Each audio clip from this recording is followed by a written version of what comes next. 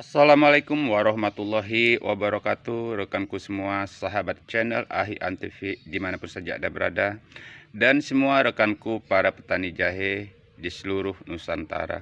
Kembali kita berjumpa di channel Ahi Antv, channelnya para petani untuk berbagi pengalaman. Baiklah rekanku semua, kalau terdahulu kita selalu bicara bagaimana cara tanam jahe di polybag, di karung ataupun di lahan.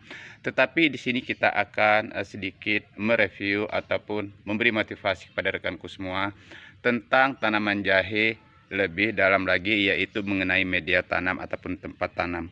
Baiklah rekanku semua, tanaman jahe ini sebenarnya kita tanam di mana saja bisa, seperti menggunakan pot, kaleng, ataupun karung, ataupun polybag, ataupun juga bisa juga di lahannya sebenarnya, yaitu di alam. Tetapi di sini kita contohkan, di sini kita gunakan baskom bekas ataupun bak bekas, dan ini kita gunakan pot yang dulunya kita tanam ataupun kita letakkan satu rimpang saja. Ini buktinya bahwa tanaman ini tidak memilih tempat, wadah. Yang terpenting adalah untuk tanam jahe ini yang harus kita perhatikan adalah media tanamnya, yaitu racikan media tanamnya yang perlu kita perhatikan. Kita tanam di apapun tempatnya, yang penting racikan dari media tanamnya pas, yaitu kita menggunakan tanah dan bahan penggembur seperti skam padi ataupun arang skam, dan juga pupuk kandang. Ini bisa kita lihat, ini berusia 4 bulan rekanku semua, yang dulu kita tanam satu rimpang, dan bisa kita lihat di sini tunas-tunasnya masih banyak sekali.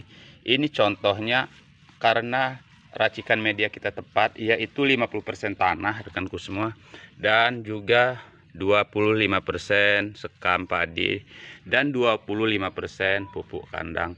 Dan jangan lupa setiap setengah bulan sekali minimal kita siram dengan air larutan pupuk. Di sini kita gunakan NPK Mutiara ataupun pupuk apa saja, tidak masalah.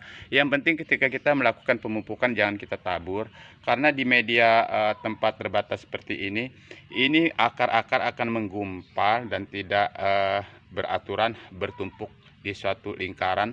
Tetapi apabila kita tabur dengan pupuk kimia, kita khawatir penyebaran dari pupuk itu tidak terarah sehingga tidak merata, dan ini bisa menyebabkan penumpukan pada titik tertentu di mana gumpalan akar akan mengalami ataupun overdosis dari bahan kimia kita.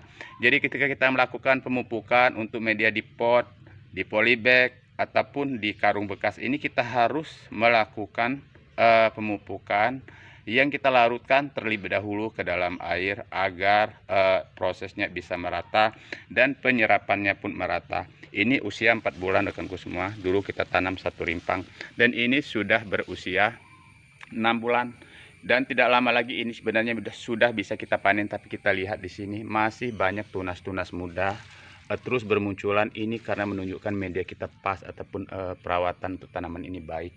Dan kita lihat di sini, ini bukan rekayasa rekanku, nyata. Ini sebagai motivasi kita. Ternyata untuk bertanam apa saja, bercocok tanam apa saja, kita jangan keluhkan tempat, yaitu apa yang ada di sekitar kita bisa kita manfaatkan. Yang penting di sini ada kemauan.